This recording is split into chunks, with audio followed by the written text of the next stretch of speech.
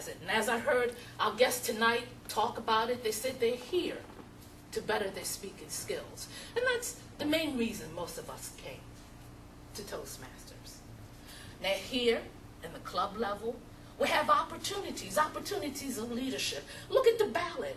Those people who are stepping up. Vice President of Membership, Vice President of Public Relations, the Treasurer, the Vice President of Education, Sergeant of Arms. This is the smallest unit that is in Toastmasters. But if we want to grow, what we want to do is we go to the next steps. The next step is area. An area is made up of 6 clubs. Some of the clubs that we have in the Baltimore area: Redwood, State Center, Metro West, Mount Royal. We have VA, VA Advance, and 6 of those clubs together come together under the leadership of our past area governor, me.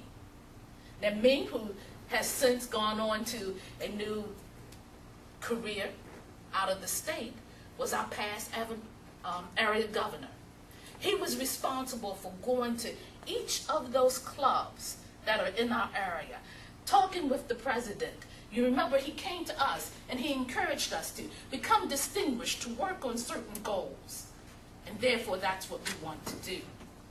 But now, if you take some of those areas and you put 4 of those areas together, we come up with Division F. And Division F is for fabulous.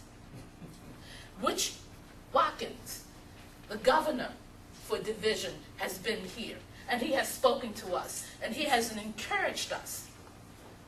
As an assistant area governor, I've talked with Rich Watkins very regularly, and he's given guidance, and he said, Trudy, if ever you have a question, feel free to ask me.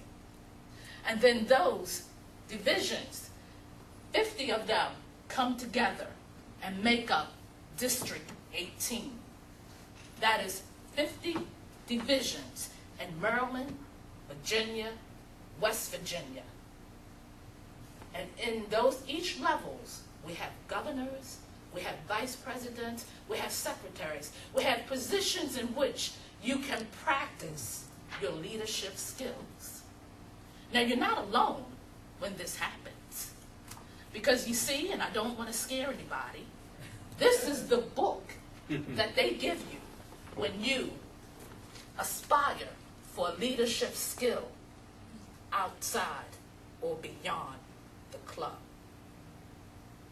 And believe me, when you have this book, you find out that practice is not the only way to get to Carnegie Hall, but also following the directions. Not only the directions, but you have mentors such as Gil and Lil and Witch Rockins, who are willing to say, don't worry, I'm not going anywhere. I always will be here, and feel free to call on me for support. Just like an athlete, it doesn't all come at once. A diver must practice his flips and his twists independently. And once he becomes, or she becomes proficient at those, then they are blended together.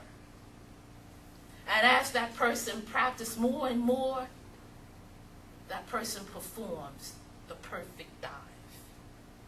And even then, the diver will continue to practice again and again. So therefore, as we hone our skills of being Toastmasters, what is important is that we practice, practice, and practice. And we know we will falter. There were times when we will make mistakes. And I have to to share this with you. I haven't told many of you this. At one of the last competitions, it was a scripture that I had to give, and it was, and the child will lead the wolf. And then I had to go on and say about how the lion will lie down with the goat, and how the wolf will lie down with the fatling. And in one of the contests, I got those animals all mixed up. You know? And I was, I couldn't admit to it because this was the very first sentence of the speech. And I had to play it off, So I was just so filled, I had to take a moment to get myself together. I just had to think about what I had to say, and then I proceeded on with my speech. Okay? So therefore, as we practice, we learn how to overcome those little hurdles.